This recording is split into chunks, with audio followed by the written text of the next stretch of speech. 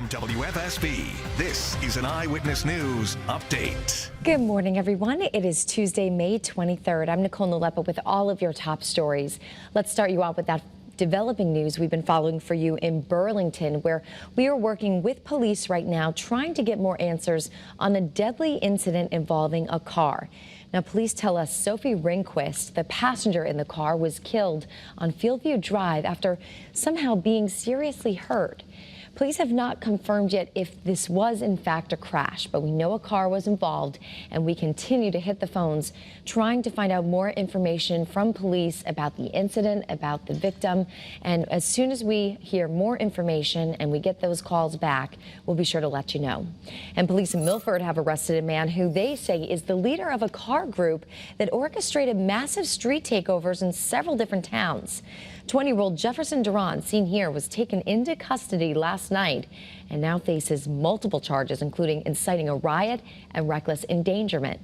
Investigators say that Duran is one of the leaders of a group of people who have been spotted doing burnouts and driving recklessly across the state. And the animal advocacy group Desmond's Army is now offering $1,500 for any information leading to an arrest in a disturbing case of animal abuse. Naugatuck police say that they found a Siberian husky with a chain actually growing into the dog's neck right along Platts Mill Road earlier this month.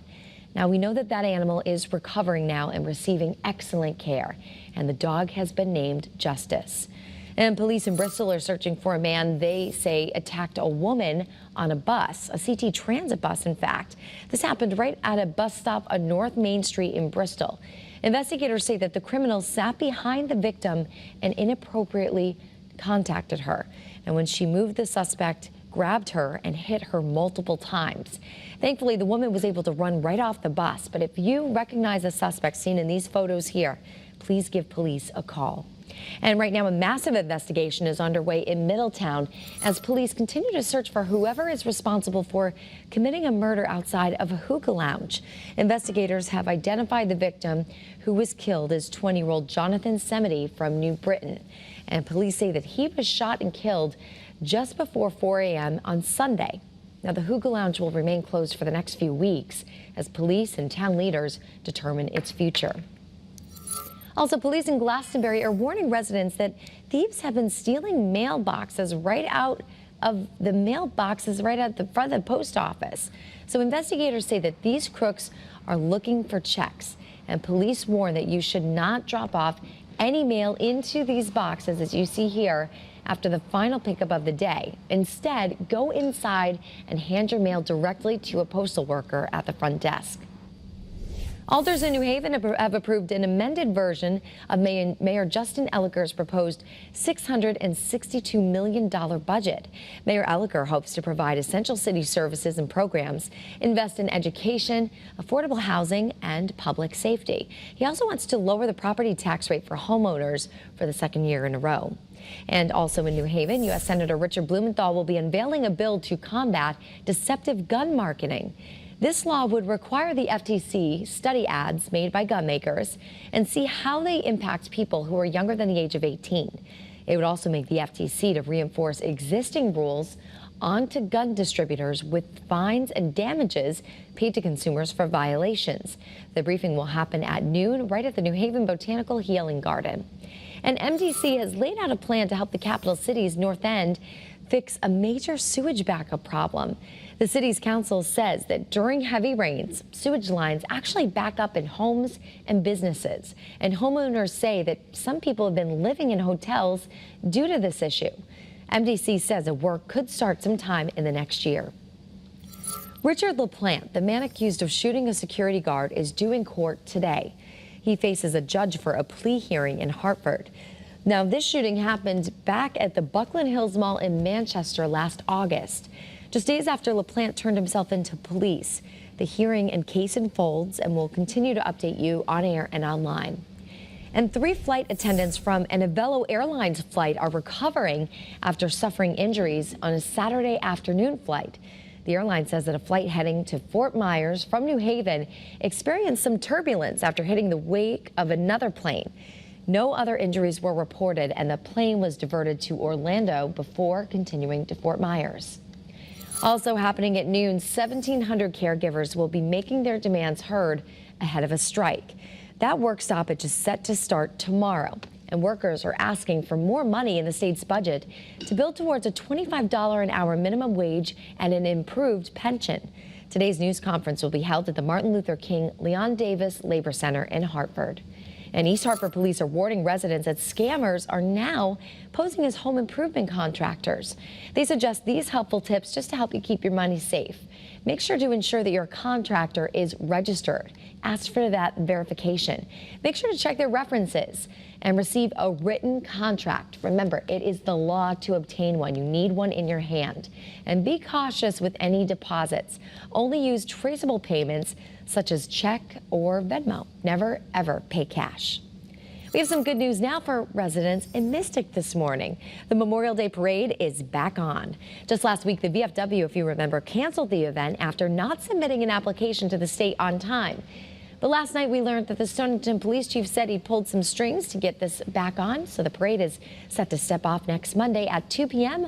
right on Water Street. And we are hoping for good weather, Scott, for that. And Nicole, it looks like it's going to cooperate at this point. I mean, it is only Tuesday, but we're forecasting some pretty good weather now for the Memorial Day weekend. We'll get to that in just a second. But in the meantime, our Doppler scans the state dry. Good morning, everybody. It's time to rise and shine.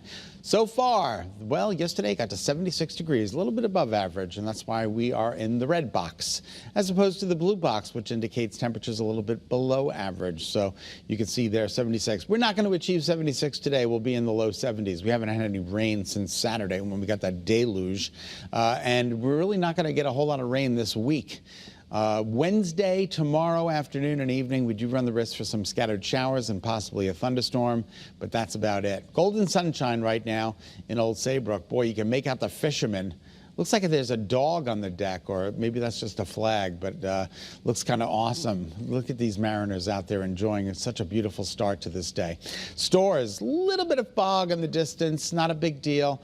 And according to our satellite and radar, we do have a little bit of cloud coverage out there for you this morning, but that will erode, and we're going to be under the influence of high pressure during the day today. So visibility, 8, 9. We have improved. We were at 7. Now we're at 8s and 9s and 10s. So we're doing pretty good out there in terms of the fog.